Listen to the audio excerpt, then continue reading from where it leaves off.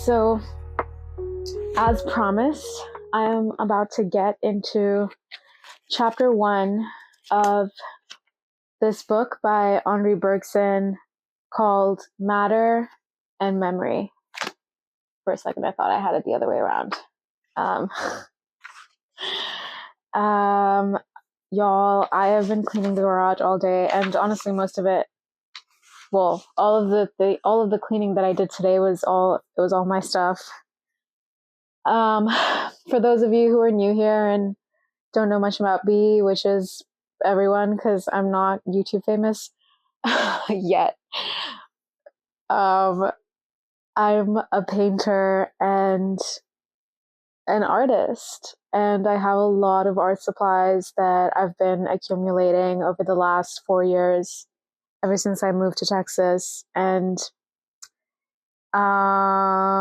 it's the collection's grown. I mean, I have a lot of artwork that is still in a box that needs to be unpacked, and maybe I'll put more stuff behind me, but that painting is mine. This one is mine. The naked lady with the fire on her belly is mine. There's some more fun stuff that I would love to show y'all. I'm working on kind of like a one-stop shop where I have my blog, my podcast that I have with my friend. It's called Who's Asking? We're on Spotify if you're curious. Who's Asking? ? Exclamation mark. That needs to be noted. I should write that in this video. My podcast, my blog, my YouTube channel, and then I also wanted to have my portfolio, so all of my paintings, and all of the kind of art I've made. I feel very, very, I am a painter. That's how I define myself. It's weird when people ask me what I do, because, people are usually expecting a more traditional career response, like, oh, I'm an engineer, or oh, I'm whatever, blah, blah. But I'm still, it's weird. Like I haven't started saying that I'm a painter yet, and maybe it's because I haven't started making a sustainable income from painting yet. But more than it being a monetary source, it is a source for my life. And that's pretty much the best way I can describe it. I will be uploading a video soon with my manifesto for surrenderism, which is an art movement that I am founding. It is a critical response to surrealism, which was officially defined a little over 100 years ago by Andre Breton. And I really feel like the manifestos of surrealism have been consumed wholly and are sitting in the sink, molding, decaying, and ready to be cleaned out. The reason I am critiquing this theory very sharply is because when we think about the state of the world we're in right now, I really think that we need to start having conversations about sustainability, things that are timeless. We don't live in a timeless world right now. Our systems aren't built to support life, and we are living. And we have gradually, in so many different ways, built a self-destroying system and a self-destroying structure, and empire will fall. But what comes after? Through empire falling, art will prevail. And we need to start making critical art with critical thinking while also surrendering. And so that is my theory, my art theory, my manifesto. And I would love to perform it in another video. But anyway, today I'm just going to dive right into this book. If you're just coming upon this video, I did an introduction video for the book where I read the introduction. It's very wordy and but it's very interesting at the same time.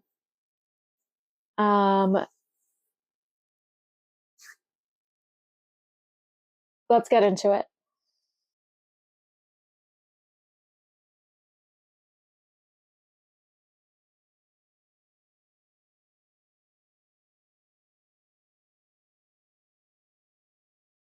Chapter 1 of the selection of images for conscious presentation. What our body means and does. We will assume for the moment that we know nothing of theories of matter and theories of spirit, nothing of the discussions as to the reality or ideality of the external world. Here I am, in the presence of images, in the vaguest sense of the word. Images perceived when my senses are open to them, unperceived when they are closed. All these images act and react upon one another in all their elementary parts, according to constant laws, which I call laws of nature. And as a perfect knowledge of these laws would probably allow us to calculate and to foresee what will happen in each of these images, the future of the images must be contained in their present and will add to them nothing new. Yet, there is one of them which is distinct from all the others, in that I do not know it only from without by perceptions, but from within by affections. It is my body. I examine the conditions in which these affections are produced. I find that they always interpose themselves between the excitations that I receive from without and the movements which I am about to execute, as though they had some undefined influence on the final issue. I pass in review my different affections. It seems to me that each of them contains, after its kind, an invitation to act, with, at the same time, leave to wait and even to do nothing. I look closer. I find movements begun, but not executed. The indication of a more or less useful decision, but not that constraint which precludes choice. I call up, I compare my recollections. I remember that everywhere in the organic world, I have thought I saw this same sensibility appear at the very moment when nature, having conferred upon the living being the power of mobility in space, gives warning to the species by means of sensation of the general dangers which threaten it, leaving to the individuals the precautions necessary for escaping from them. Instinct. Lastly, I interrogate my consciousness as to the part which it plays in affection. Consciousness replies that it is present indeed, in the form of feeling or of sensation. At all the steps in which I believe that I take the initiative, and that it fades and disappears as soon as my activity, by becoming automatic, shows that consciousness is no longer needed. Therefore, either all these appearances are deceptive, or the act in which the affective state issues is not one of those which might be rigorously deduced from antecedent phenomena as a movement from a movement, and hence it really adds something new to the universe and to its history. Let us hold to the appearances. I will formulate purely and simply what I feel and what I see. All seems to take place as if in this aggregate of images which I call the universe. Nothing really new could happen except through the medium of certain particular images, the type of which is furnished me by my body. I pass now to the study, in bodies similar to my own, of the structure of that particular image which I call my body. I perceive afferent nerves which transmit a disturbance to the nerve centers, then efferent nerves which start from the center, conduct the disturbance to the periphery, and set in motion parts of the body or the body as a whole. I question the physiologist and the psychologist as to the purpose of both kinds. They answer that as the centrifugal movements of the nervous system can call forth a movement of the body or of parts of the body, so the centripetal movements, or at least some of them, give birth to the representation of the external world. What are we to think of this? The afferent nerves are images. The brain is an image. The disturbance traveling through the sensory nerves and propagated in the brain is an image too. If the image which I term cerebral disturbance really begot external images, it would contain them in one way or another, and the representation of the whole material universe would be implied in that of this molecular movement. Now, to state this proposition is enough to show its absurdity.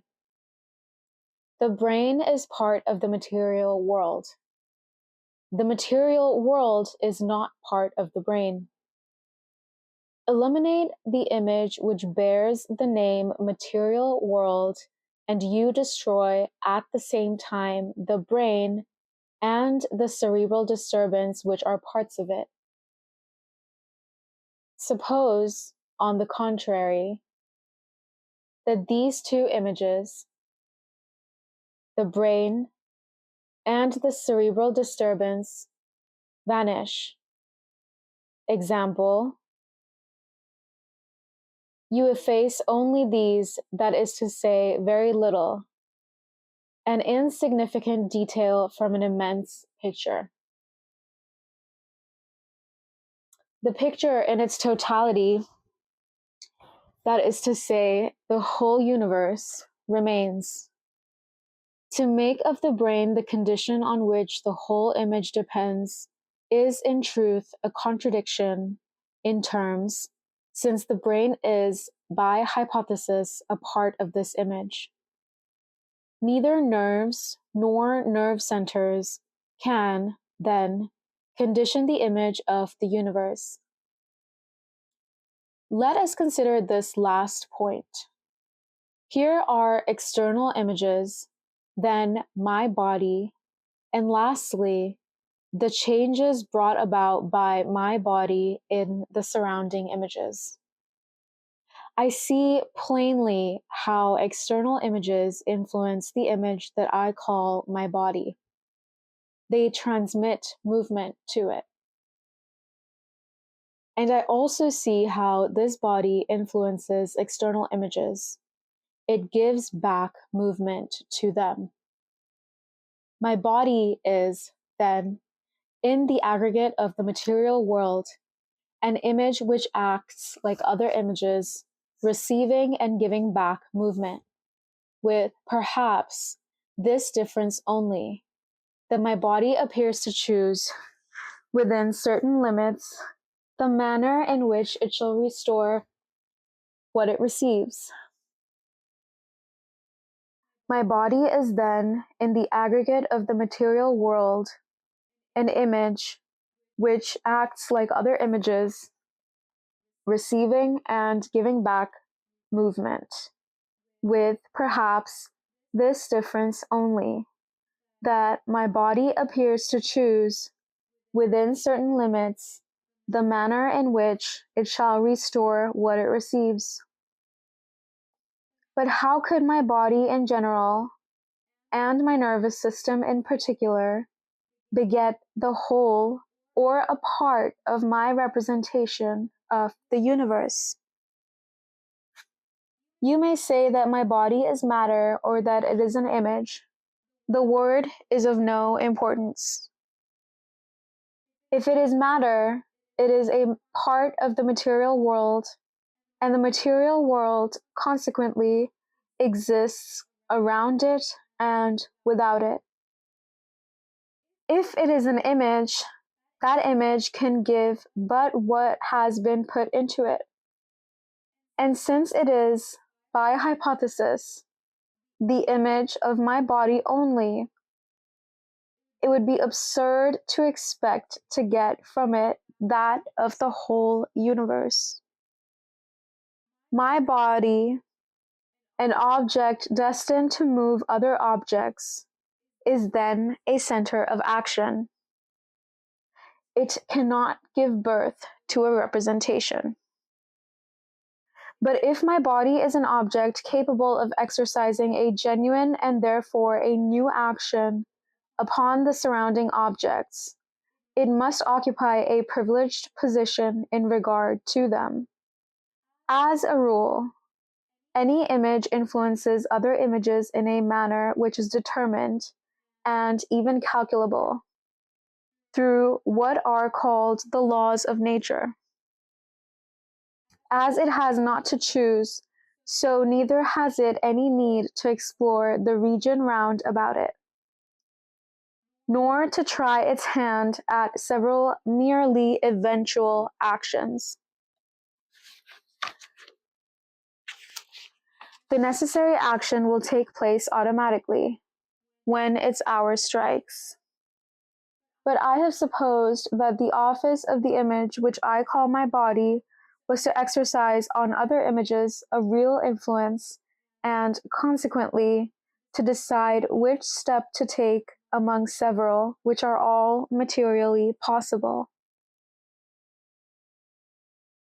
And since these steps are probably suggested to it by the greater or less advantage which it can derive from the surrounding images, these images must display in some way, upon the aspect which they present to my body, the profit which my body can gain from them. In fact, I note that the size, shape, even the color of external objects is modified according as my body approaches or recedes from them. In fact, I note that the strength of an odor, the intensity of a sound, increases or diminishes with distance. Finally, that this very distance represents, above all, the measure in which surrounding bodies are insured, in some sort, against the immediate action of my body. In the degree that my horizon widens, the images which surround me seem to be painted upon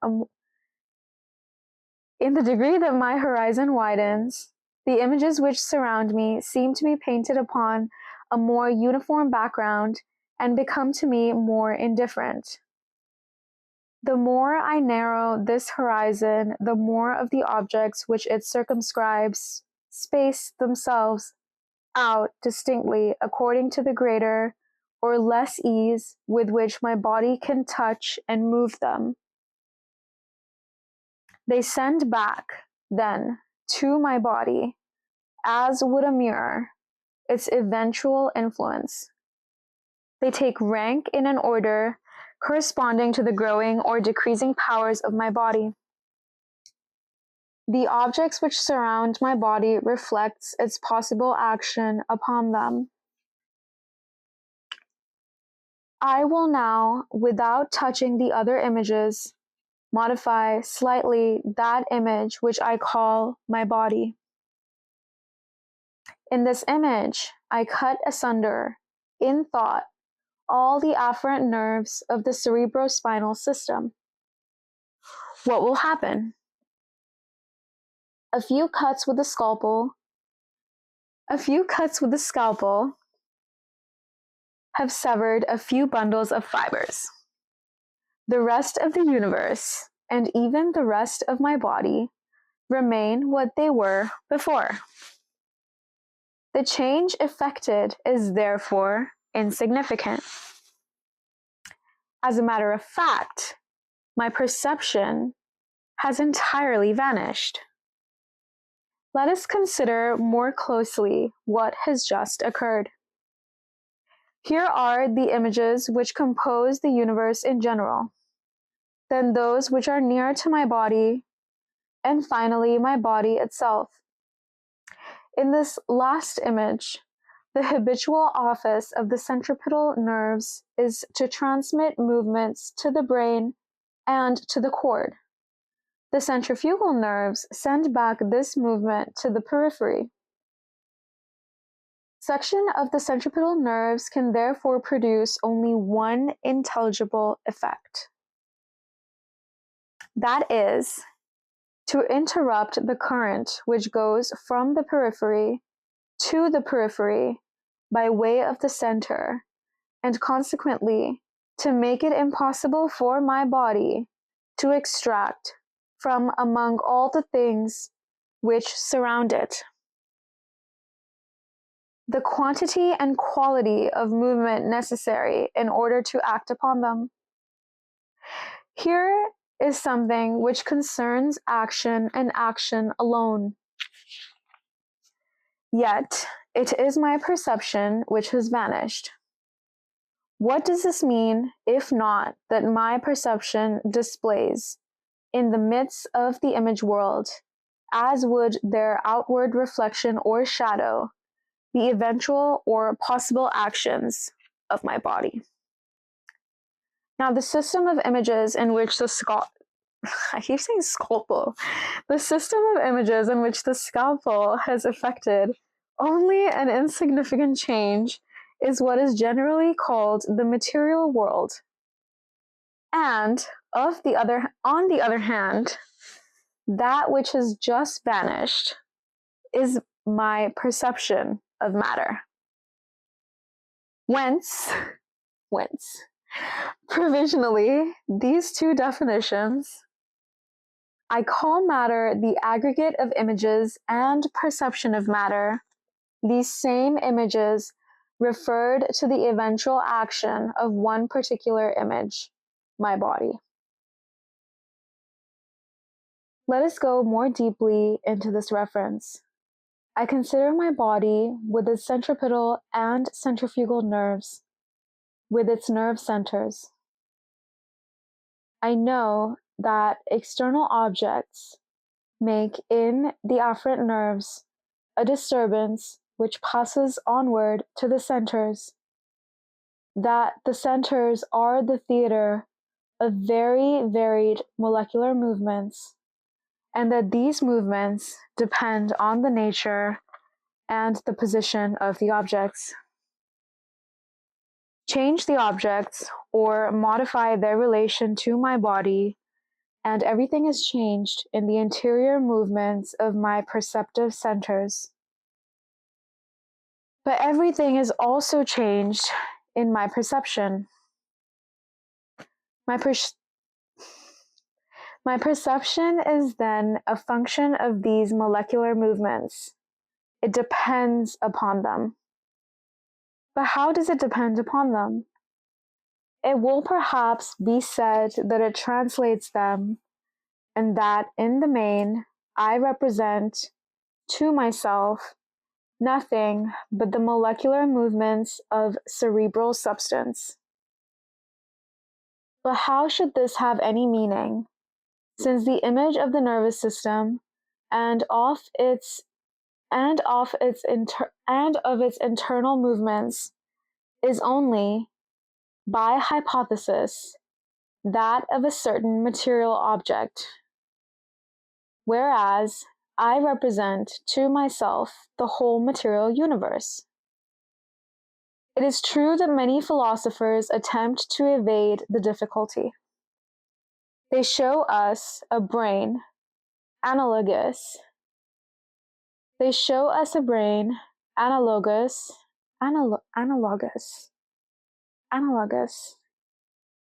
They show us a brain analogous.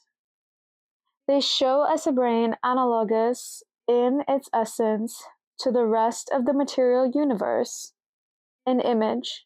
Consequently, if the universe is an image, then, since they want the internal movements of this brain to create or determine the representation of the whole material world, an image infinitely greater than that of the cerebral vibrations, they maintain that these molecular movements, and movements in general, are not images like others, but something which is either more or less than an image. In any case, is of another nature than an image, and from this which representation will issue as by miracle. Thus, matter is made into something radically different from representation, something of which consequently we have no image. Over against it, they place a consciousness empty of images, of which we are unable to form any idea.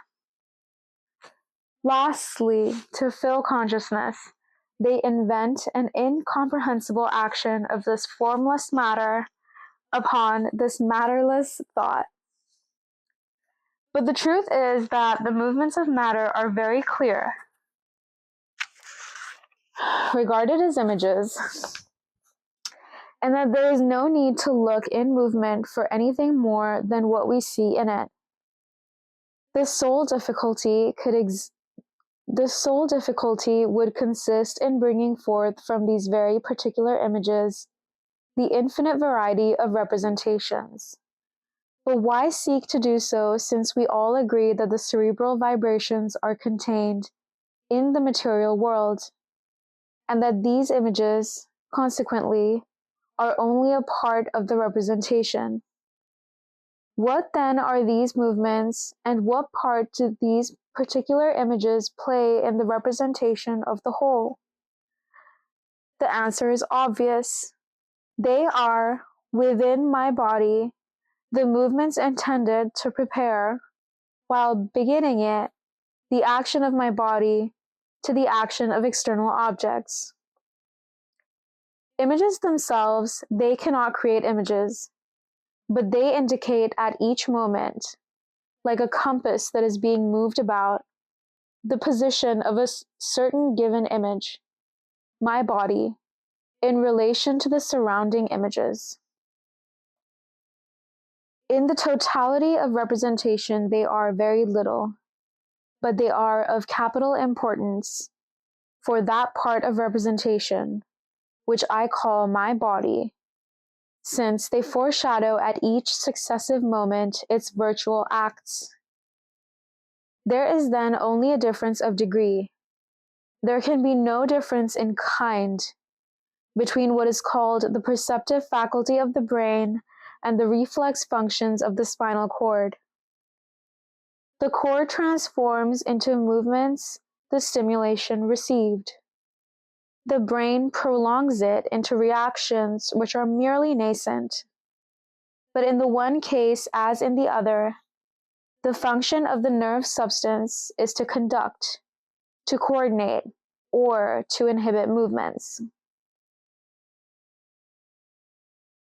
How then does it come about that my perception of the universe appears to depend upon the internal movements of the cerebral substance, to change when they vary and to vanish when they cease? The difficulty of this problem is mainly due to the fact that the gray matter and its modifications are regarded as things which are sufficient to themselves and might be isolated from the rest of the universe. Whoa. Damn, that's kind of a really heavy line. Materialists and dualists are fundamentally agreed on this point. They consider certain molecular movements of the cerebral matter apart. Then, some see in our conscious perception a phosphorescence which follows these movements and illuminates their track. For others, our perceptions succeed each other like an unwinding scroll in a consciousness, which expresses continuously, in its own way, the molecular vibrations of the cortical substance. In the one case, as in the other, our perception is supposed to translate or to picture the states of our nervous system. But is it possible to conceive the nervous system as living apart from the organism which nourishes it, from the atmosphere in which the organism breathes, from the earth which that atmosphere envelopes, from the sun round which the earth revolves? More generally, does not the fiction of an isolated material object imply a kind of absurdity, since this object borrows its physical properties from the relations which it maintains with all others, and owes each of its determinations, and consequently its very existence, to the place which it occupies in the universe as a whole? Let us no longer say, then, that our perceptions depend simply upon the molecular movements of the cerebral mass. We must say, rather, that they vary with them, but that these movements themselves remain inseparably bound up with the rest of the material world. The question, then, is not only how our perceptions are connected with the modifications of the gray matter. The problem widens, and can also be put in much clearer terms. It might be stated as follows.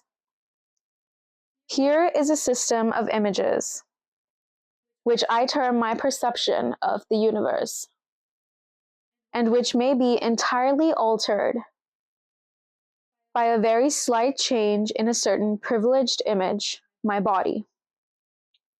This image occupies the center.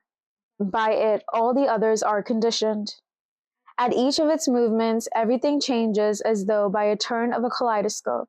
Hand are the same images, but referred each one to itself, influencing each other, no doubt, but in such a manner that the effect is always in proportion to the cause. This is what I term the universe. The question is, how can these two systems coexist? And why are the same images relatively invariable in the universe and infinitely variable in perception?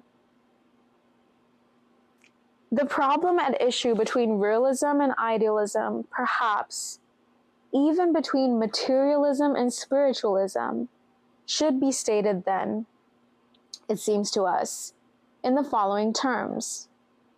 How is it that the same images can belong at the same time to two different systems, the one in which each image varies for itself and in the well-defined measure that it is patient of the real action of surrounding images, the other in which all change for a single image and in the varying measure that they reflect the eventual action of this privileged image. Every image is within certain images and without others.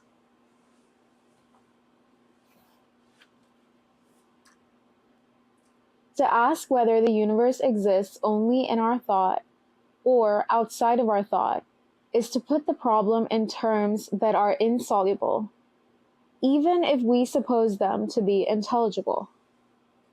It is to condemn ourselves to a barren discussion in which the terms thought, being, universe will always be taken on either hand in entirely different senses. To settle the matter, we must find a common ground on which combatants. To settle the matter, we must first find a common ground on which combatants may meet. And since on both sides it is agreed that we can only grasp things in the form of images, we must state the problem in terms of images and of images alone.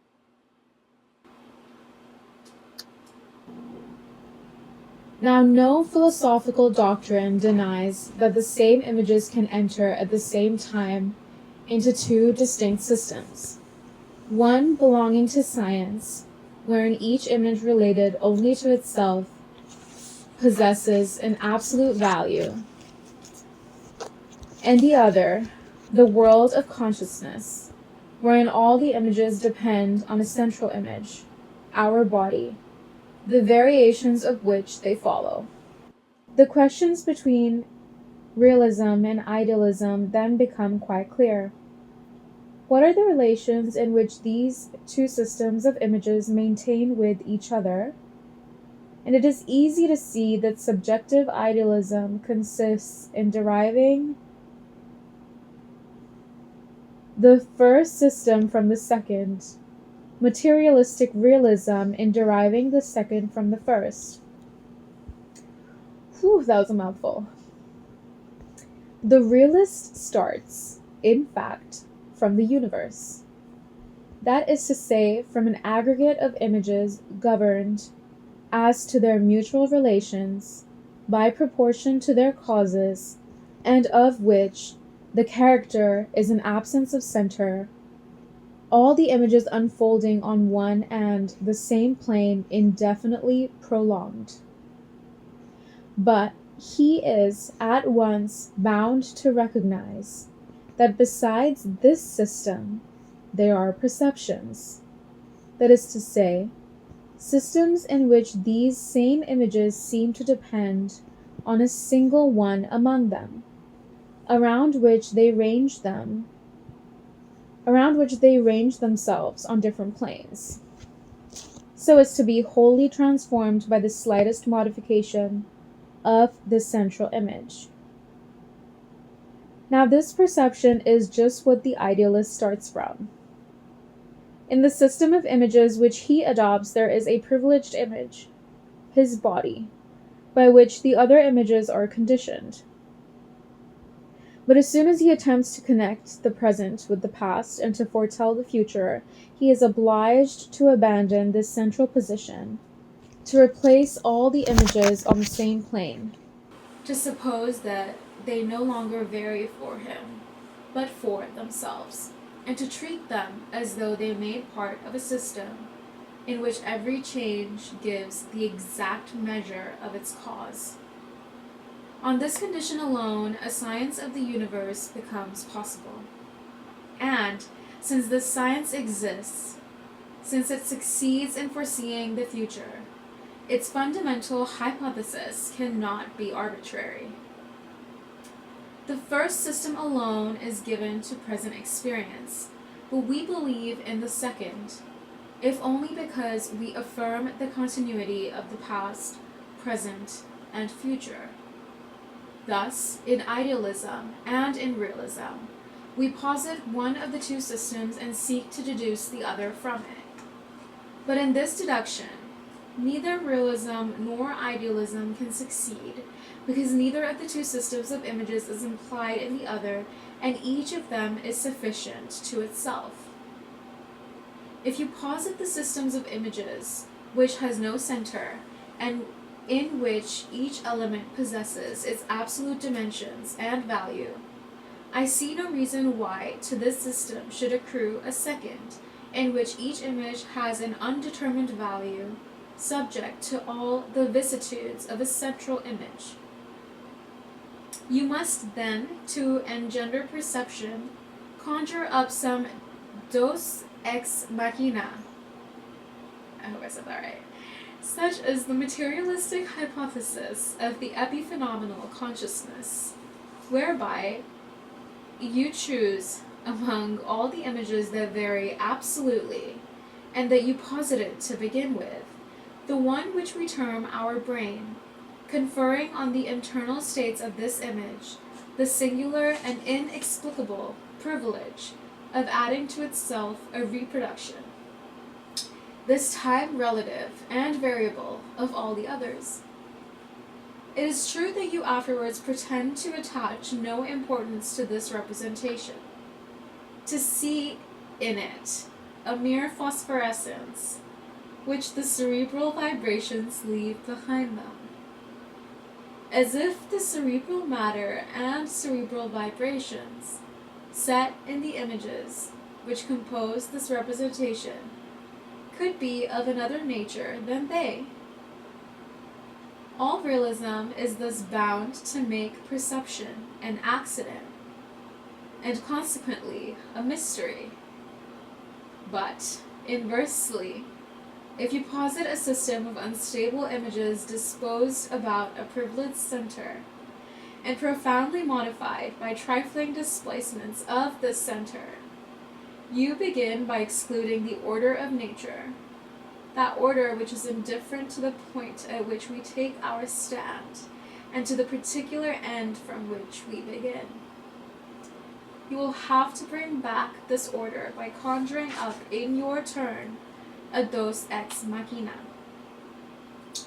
I mean that you will have to assume, by an arbitrary hypothesis, some sort of pre-established harmony between things and mind, or at least, to use Kant's terms, between sense and understanding. It is science now that will become an accident, and its success a mystery. You cannot, then, deduce the first system of images from the second, nor the second from the first, and these two antagonistic doctrines, realism and idealism, as soon as they decide to enter the same lists, hurl themselves from opposite directions against the same obstacle.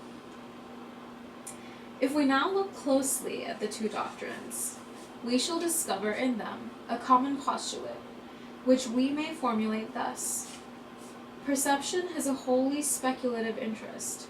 It is pure knowledge. The whole discussion turns upon the importance to be attributed to this knowledge as compared with scientific knowledge. The one doctrine starts from the order required by science, and sees in perception only a confused and provisional science. The other puts perception in the first place, erects it into an absolute, and then holds science to be a symbolic expression of the real.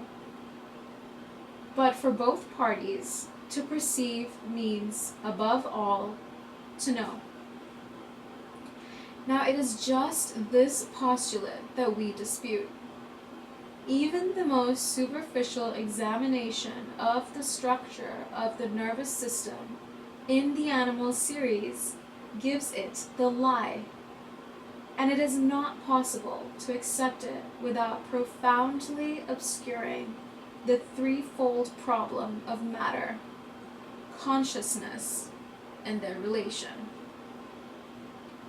For if we follow, step by step, the progress of external perception, from the Monera to the higher vertebrates, we find that living matter, even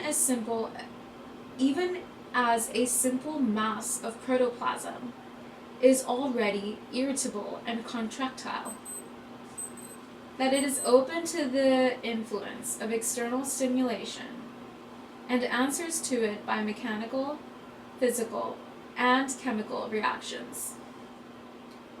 As we rise in the organic series, we find a division of physiological labor. Nerve cells appear, are diversified, tend to group themselves into a system. At the same time, the animal reacts by more varied movements to external stimulation.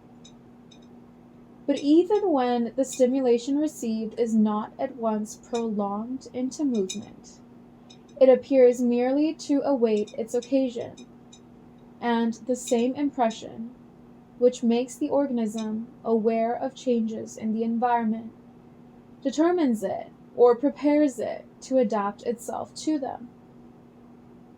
No doubt there is in the higher vertebrates a radical distinction between pure automatism, of which the seat is mainly in the spinal cord, and voluntary activity, which requires the intervention of the brain.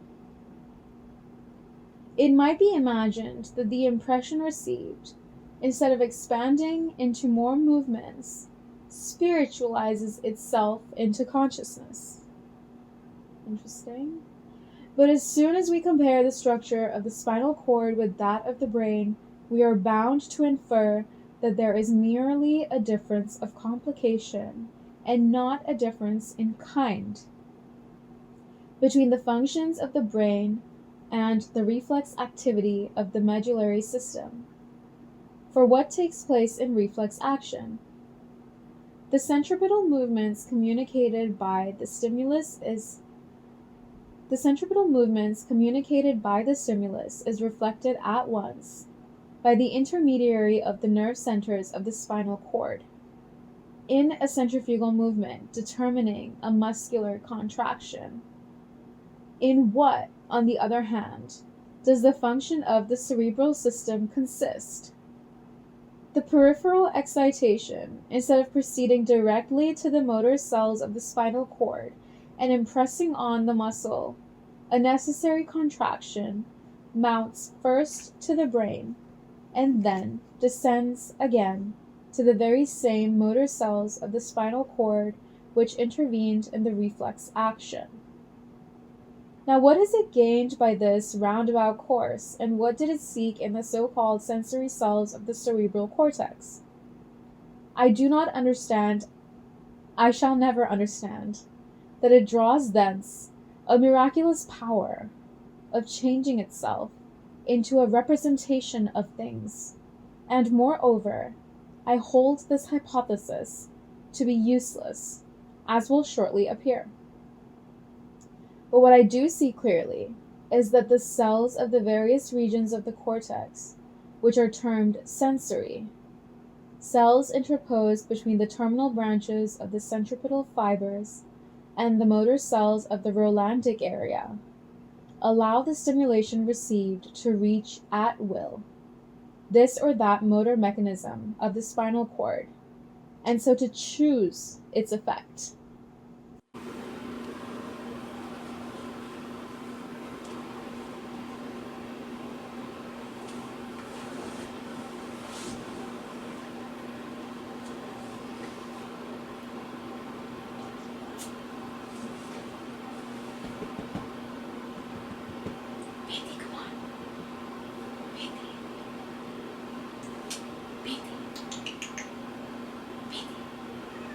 Come here. I miss you. I miss you. Come here. I want to give you a kiss. Baby. Big stretch. Big stretch. Baby. Baby. Come on. Baby. Baby. Baby.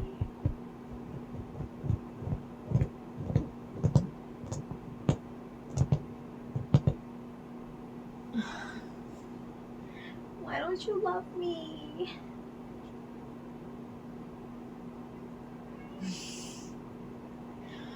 Mindy really wants to play, and I do not have the energy to throw her toy around and for her to not even chase it. She'll just stand there, but she just wants the attention. Don't you, Bindi?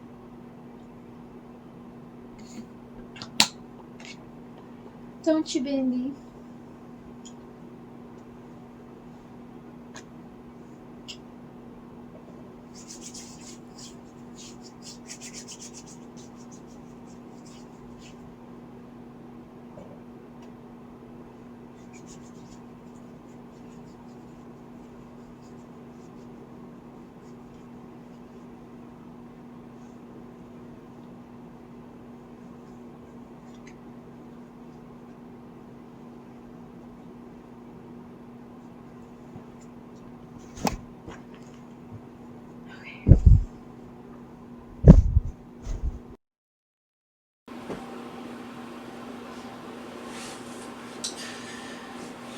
You know what?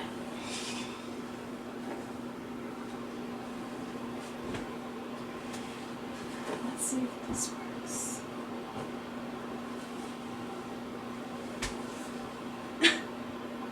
Hello? Can I help you? Can I help you? Oh my god, Bindi, you're sitting like a human. You're kind of freaking me out. Okay, she stopped.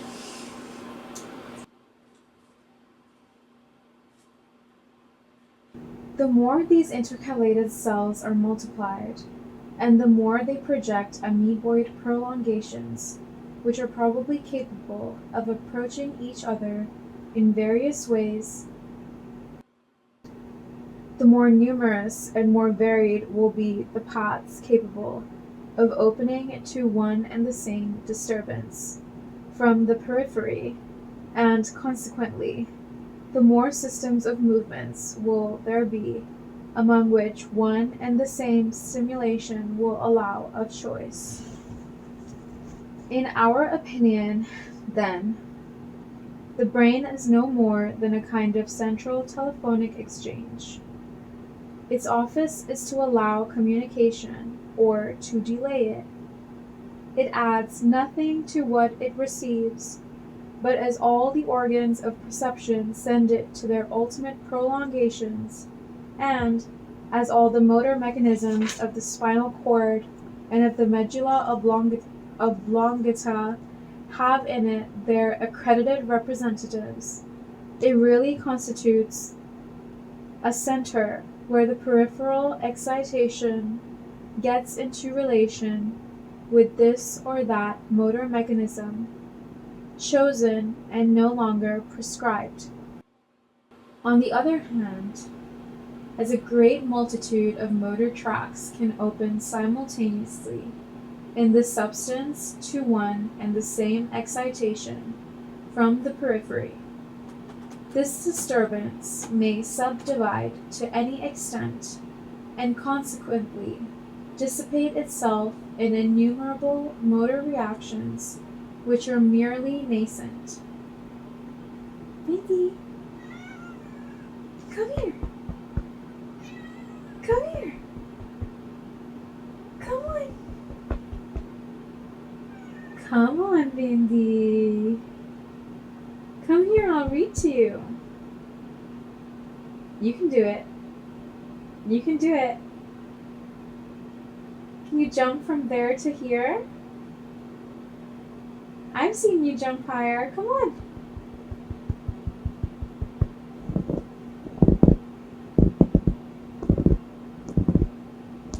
Come on. She's sitting in chicken pose. I thought she was gonna jump, but I think she's just sitting. Whatever, Bindi. Whatever. Bindi, stop being fake. Come on. Don't be fake. Come on. Alright. Hence, the office of the brain is sometimes to conduct the movement received to a chosen organ of reaction, and sometimes to open to this movement the totality of the motor tracts, so that it may manifest there all the potential reactions with which it is charged, and may divide and so disperse. In other words, the brain appears to us to be an instrument of analysis in regard to the movement received, and an instrument of selection in regard to the movement executed. But in the one case as in the other, its office is limited to the transmission and division of movement, and no more in the higher centers of the cortex than in the spinal cord do the nervous elements work with a view to knowledge. They do but indicate a number of possible actions at once, or organize one of them. That is to say that the nervous system is in no sense an apparatus which may serve to fabricate, or even to prepare, representations.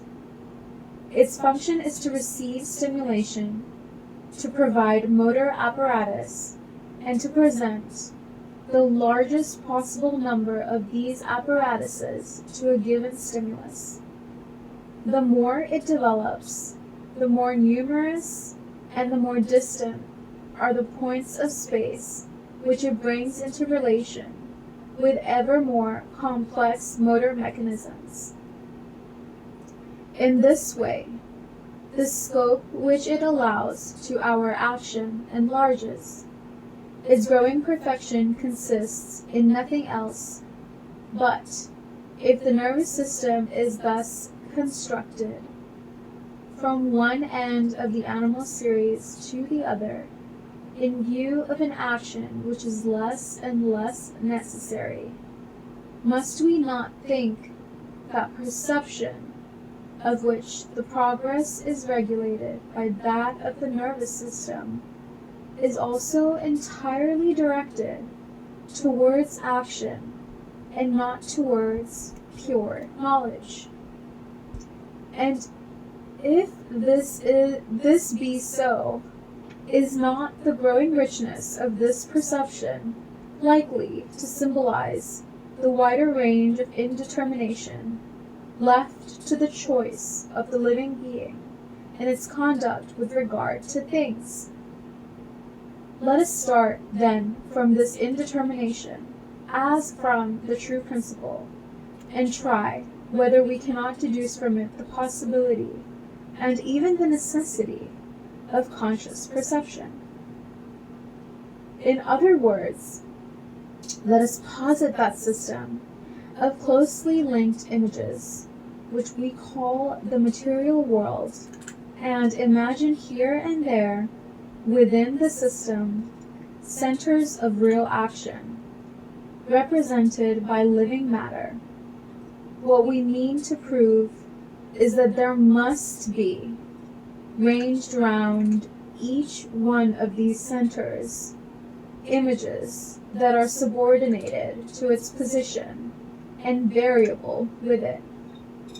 That conscious perception is bound to occur, and that moreover it is possible to understand how it arises.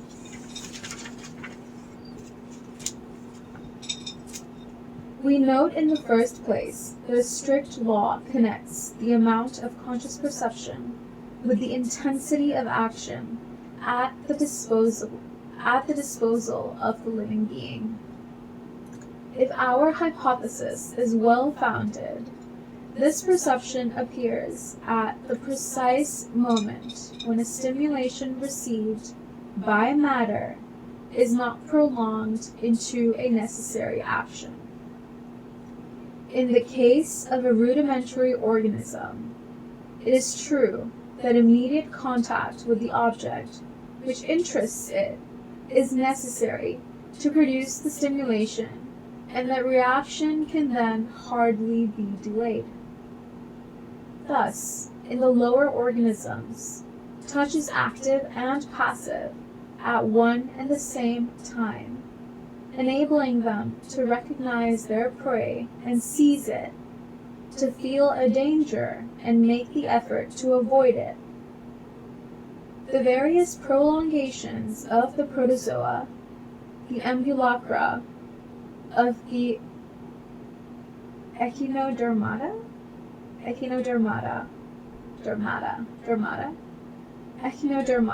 the ambulacra of the echinodermata are organs of movement as well as of tactile perception. It's been so long since I've taken a science class. Where was I? Are organs of movement as well as of tactile perception. The stinging apparatus of the coelenterata is an instrument of perception as well as a means of defense. In a word, the more immediate the reaction is compelled to be, the more must perception resemble a mere contact, and the complete process of perception and of reaction can then hardly be distinguished from a mechanical impulsion followed by a necessary movement. But in the measure that the reaction becomes more uncertain and allows more room for suspense, does the distance increase at which the animal is sensible of the action of that which interests it. By sight, by hearing, it enters into relation with an By sight, by hearing, it enters into relation with an ever greater number of things, and is subject to more and more distant influences, and whether these objects promise an advantage or threaten a danger, both promises and threats differ the date of their fulfillment. The degree of independence of which a living being is master, or as we shall say, the zone of indetermination which surrounds its activity, allows, then, of an a priori estimate of the number and the distance of the things which it is in relation. Wait, I'm going to read that sentence again. I'm lost. By sight, by hearing, it enters into relation with an ever greater number of things, and is subject to more and more distant influences.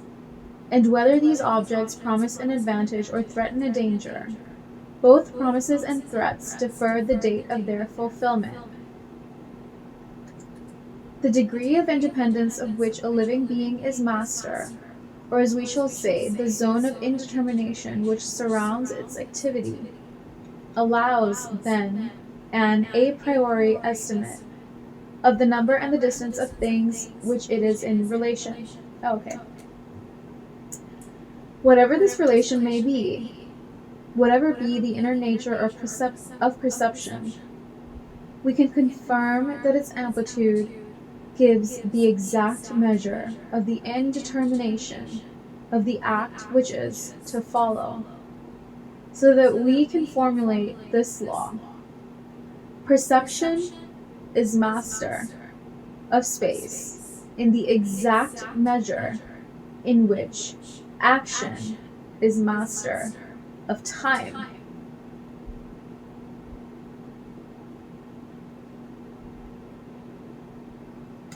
Interesting. But why does this relation of the organism to more or less distant objects take the particular form of conscious perception? We have examined that what takes place in the organized body. We have seen movements transmitted or inhibited, metamorphosed into accomplished actions, or broken up into nascent actions. These movements appear to us to concern action and action alone.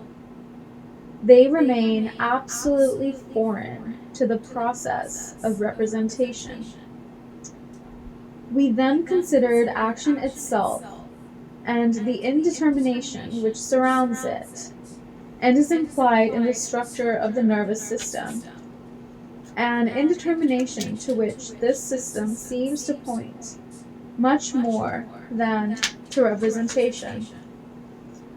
From this indetermination, accepted as a fact, we have been able to infer the necessity of a perception, that is to say, of a variable relation between the living being and the more or less distant influence of the objects which interest it. How is it that this perception is consciousness? And why does everything happen as if this consciousness were born of the internal movements of the cerebral substance? To answer this question, we will first simplify considerably the conditions under which conscious perception takes place. In fact, there is no perception which is not full of memories. With the immediate and present data of our senses, we mingle 1,000 details out of our past experience.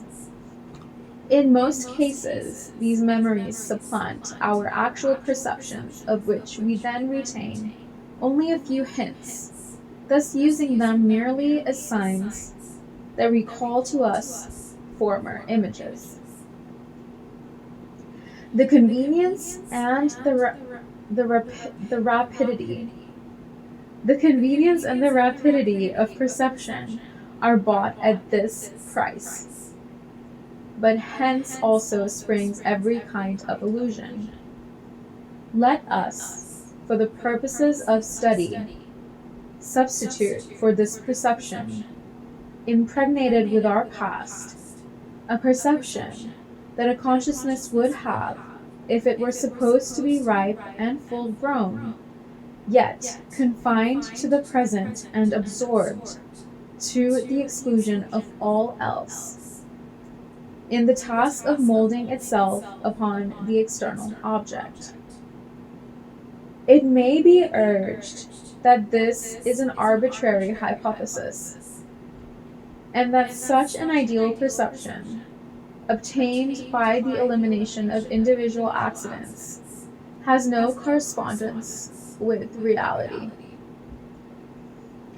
But we hope to show that the individual accidents are merely grafted on to this impersonal perception, which is at the very root of our knowledge of things, and that just because philosophers have overlooked it, because they have not distinguished it from that which memory adds to or subtracts from it, they have taken perception as a whole for a kind of interior and subjective vision, which would then differ from memory only by its greater intensity.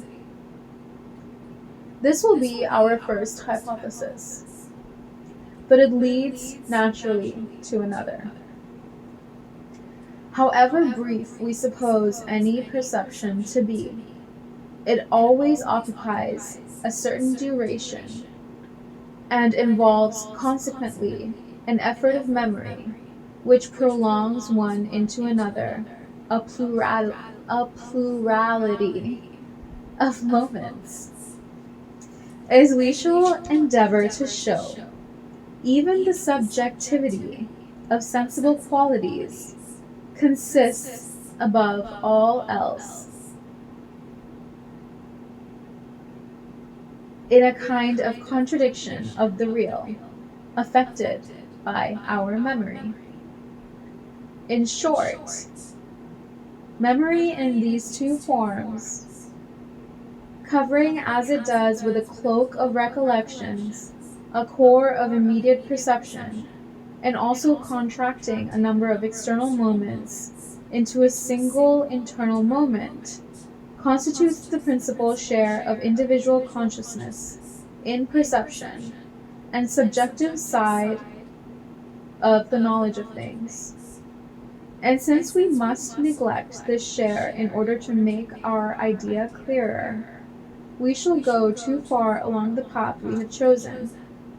But we shall only have to retrace our steps and to correct especially by bringing memory back again, whatever may be excessive in our conclusions.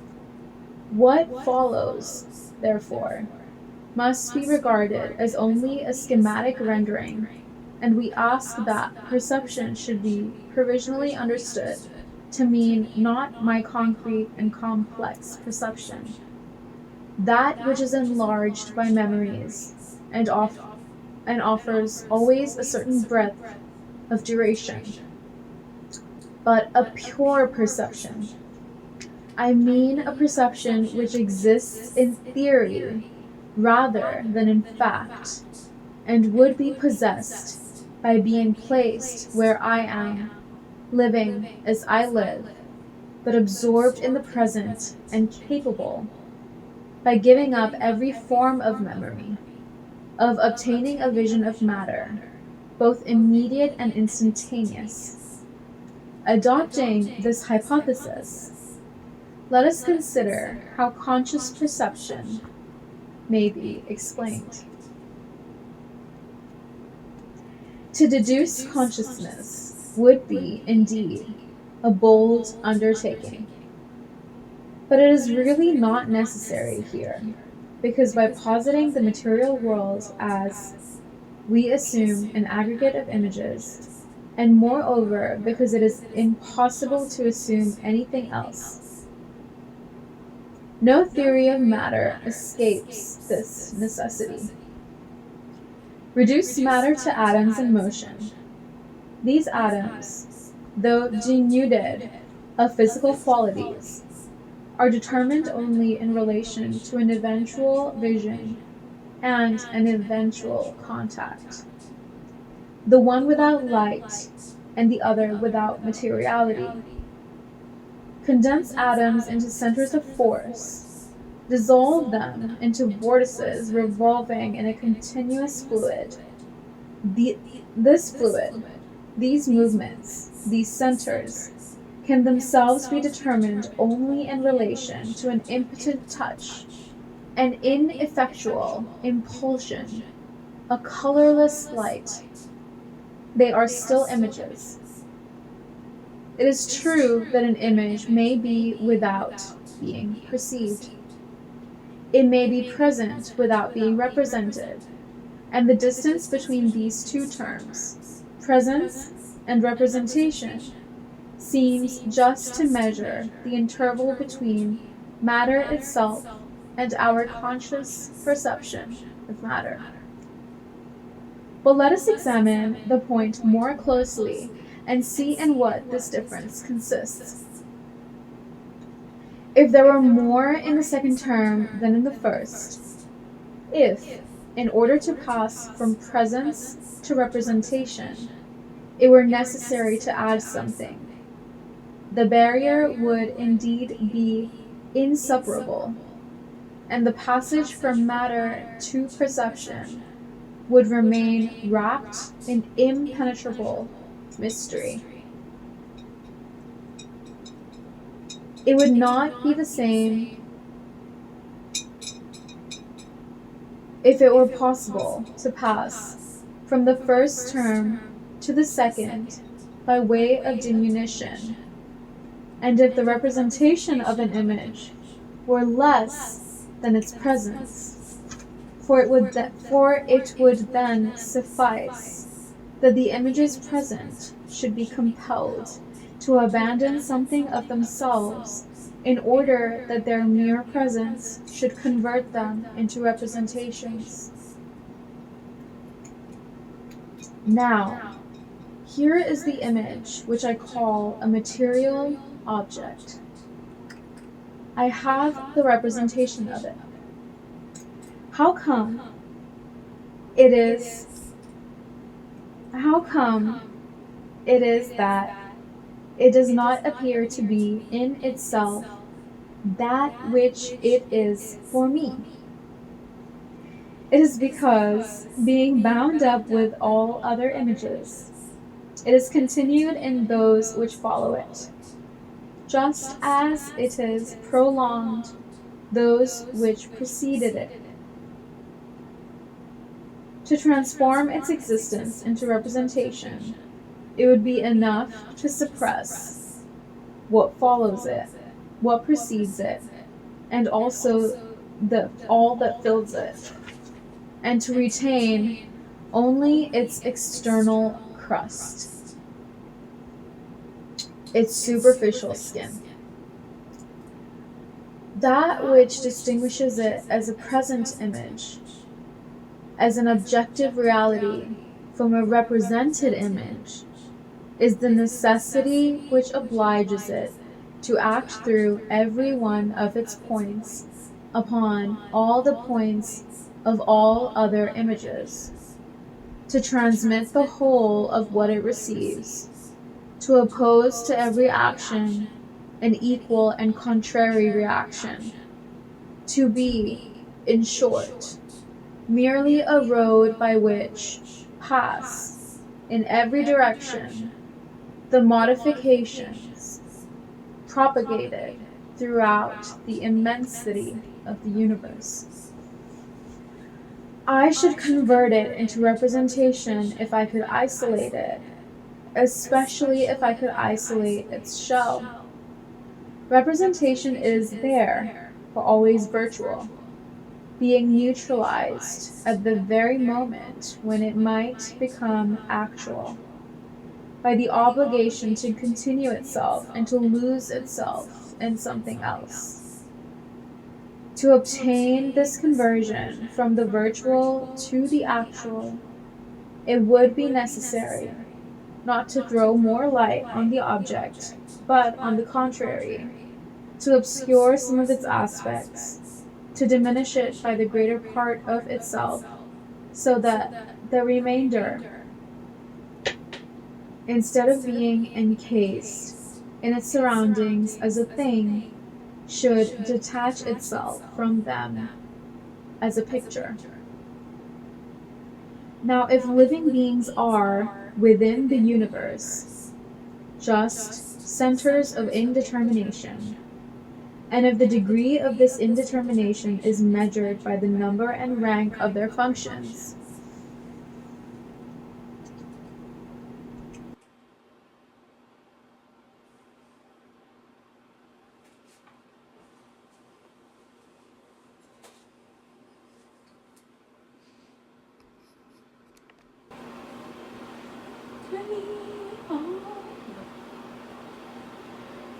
Girl, why aren't you working?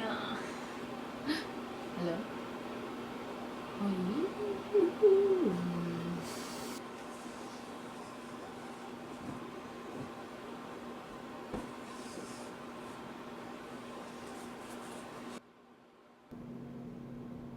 Now, if living beings are, within the universe, just centers of indetermination, and if the degree of this indetermination is measured by the number and rank of their functions, we can conceive that their mere presence is equivalent to the suppression of all those parts of objects in which their functions find no interest. They allow to pass through them, so as to speak, those external influences which are indifferent to them. The others isolated become perceptions by their very isolation. Everything thus happens for us as though we reflected back to surfaces the light which emanates from them. The light which, had it passed on unopposed, would never have been revealed. The images which surround us will appear to turn towards our body the side emphasized by the light upon it which interests our body. They will detach from themselves that which we have arrested on its way, that which we are capable of influencing. Indifferent to each other because of the radical mechanism which binds them together.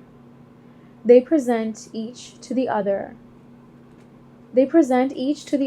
all their sides at once, which means that they act and react mutually by all their elements, and that none of them perceives or is perceived consciously. Suppose, on the contrary, that they encounter somewhere a certain spontaneity of reaction.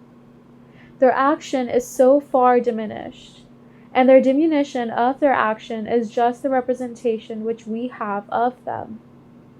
Our representation of things would thus arise from the fact that they are thrown back and reflected by our freedom. When a ray of light passes from one medium into another, it usually traverses it with a change of direction. But the respective densities of the two media may be such that, for a given angle of incidence, refraction is no longer possible. Then we have total reflection. The luminous point gives rise to a virtual image which symbolizes, so to speak, the fact that the luminous rays cannot pursue their way. Perception is just a phenomena of the same kind. That which is given is the totality of the images of the material world with the totality of their internal elements. But if we suppose centers of real, that is to say, of spontaneous activity, the rays which reach it and which interest that activity, instead of passing through those centers, will appear to be reflected, and thus to indicate the outlines of the object which emits them. There is nothing positive here, nothing added to the image, nothing new. The objects merely abandon something of their real action in order to manifest their virtual action, that is to say, in the main, the eventual influence of the living being upon them. Perception, therefore, resembles those phenomena of reflection which result from an impeded refraction. It is like an effect of mirage.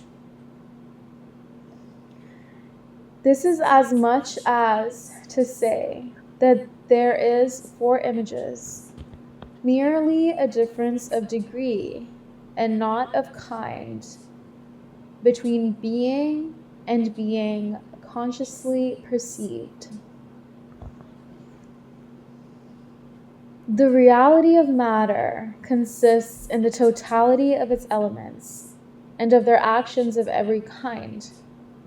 Our representation of matter is the measure of our possible action upon bodies. It results from the discarding of what has no interest for our needs, or more generally, for our functions. In one sense, we might say that the perception of any unconscious material point whatever, in its instantaneousness, is infinitely greater and more complex than ours, since this point gathers and transmits the influences of all the points of the material universe, whereas our consciousness only attains to certain parts and to certain aspects of those parts.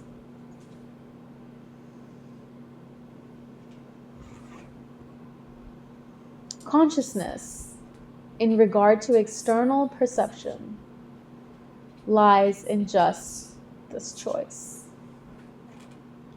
But there is, in this necessary poverty of our conscious perception, something that is positive, that foretells spirit. It is, in the etymological sense of the word, discernment. The whole difficulty of the problem that occupies us comes from the fact that we imagine perception to be a kind of photographic view of things. taken from a fixed point by that special apparatus, which is called an organ of perception. A photograph brain matter by some unknown chemical and psychical process of elaboration. But is it not obvious that the photograph, if photograph there be, is already taken, already developed in the very heart of things, and at all the points of space? No metaphysics, no physics even, can escape this conclusion. Build up the universe with atoms. Each of them is subject to action, variable in quantity and quality, according to the distance exerted on it by all material atoms. Bring in Faraday's centers of force. The lines of force emitted in every direction from every center bring to bear upon each the influences of the whole material world. Call up the Leibnizian monads. Each is the mirror of the universe. All philosophers, then, agree to this point.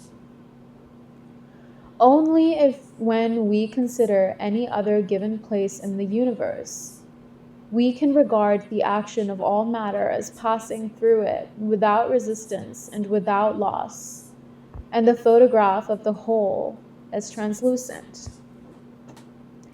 Here there is something wanting behind the plate, the black screen on which the image could be shown. Our zones of indetermination play in some sort of the part of the screen. They add nothing to what is there. They effect merely this, that the real action passes through the virtual action remains. This is no hypothesis. We content ourselves with formulating data with which no theory of perception can dispense. For no philosopher can begin the study of external perception without assuming the possibility, at least, of a material world, that is to say, in the main, the virtual perception of all things. From this merely possible material mass, he will then isolate the particular object which I call my body, and in this body, centers of perception.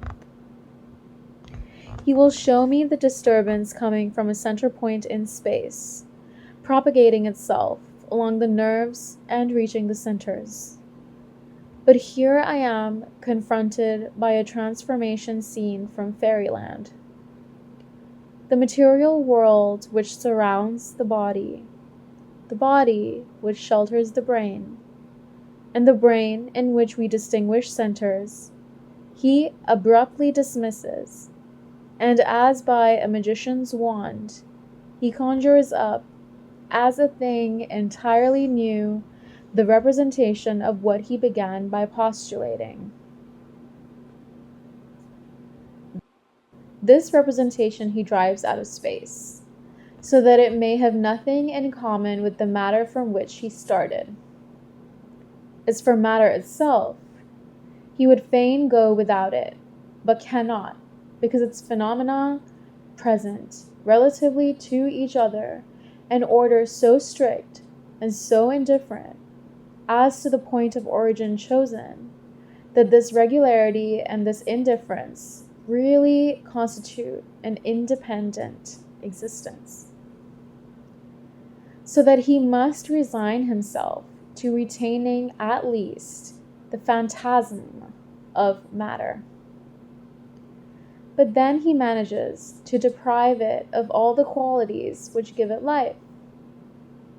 In an amorphous space, he carves out moving figures, or else, and it comes to nearly the same thing, he imagines relations of magnitude which adjust themselves one to another, mathematical functions which go on evolving and developing their own content, Representation, laden with the spoils of matter, thenceforth displays itself freely in an unextended consciousness. But it is not enough to cut out, it is necessary to sew the pieces together. You must now explain how those qualities which you have detached from their material support can be joined to it again. Each attribute which you take away from matter widens the interval between representation and its object. If you make matter unextended, how will it acquire extension?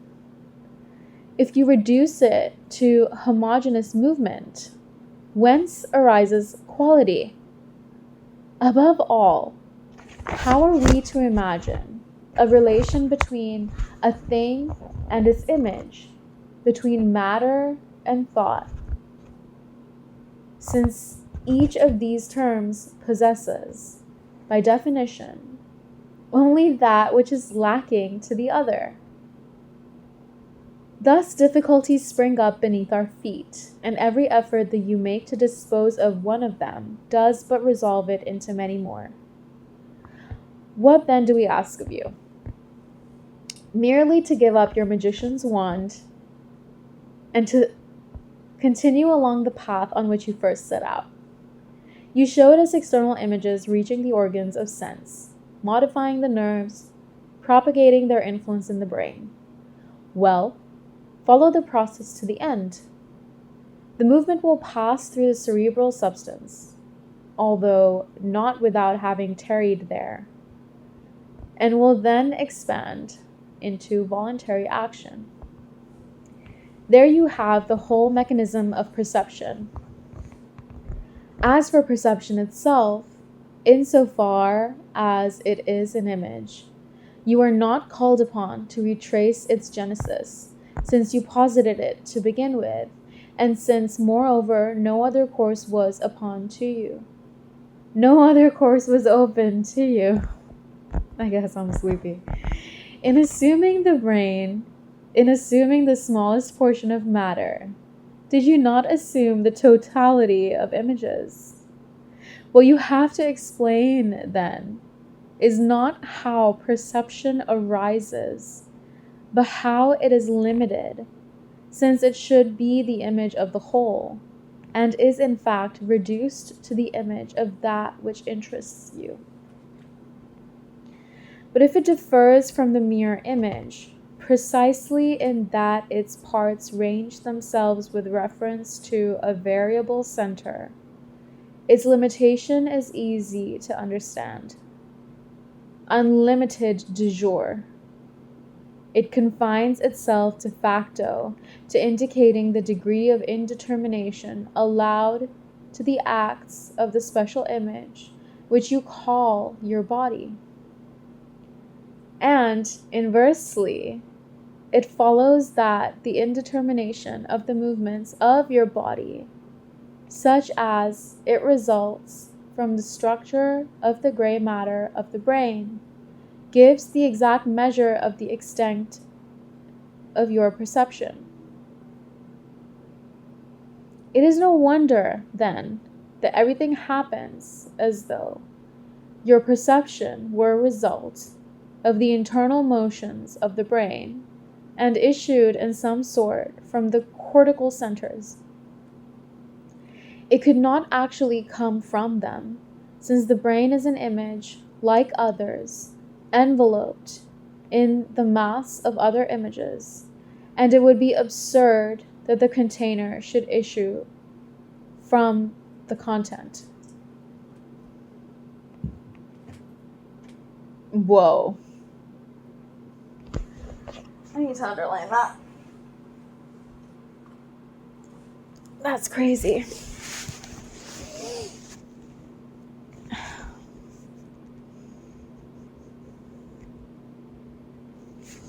That's important. But since the structure of the brain is like the detailed plan of the movements among which you have the choice, and since that part of the external images which appears to return upon itself in order to constitute perception includes precisely all the points of the universe which these movements could affect. Conscious perception and cerebral movement are in strict correspondence.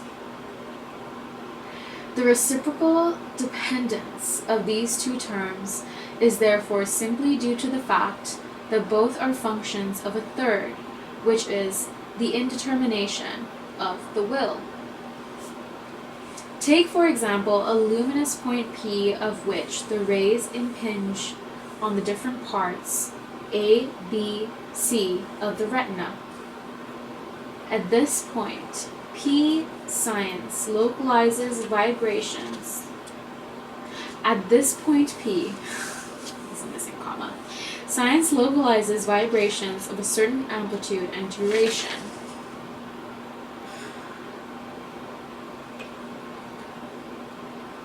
Okay, I read till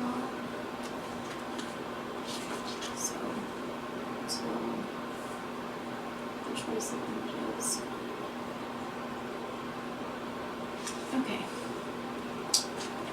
Let's stop right there.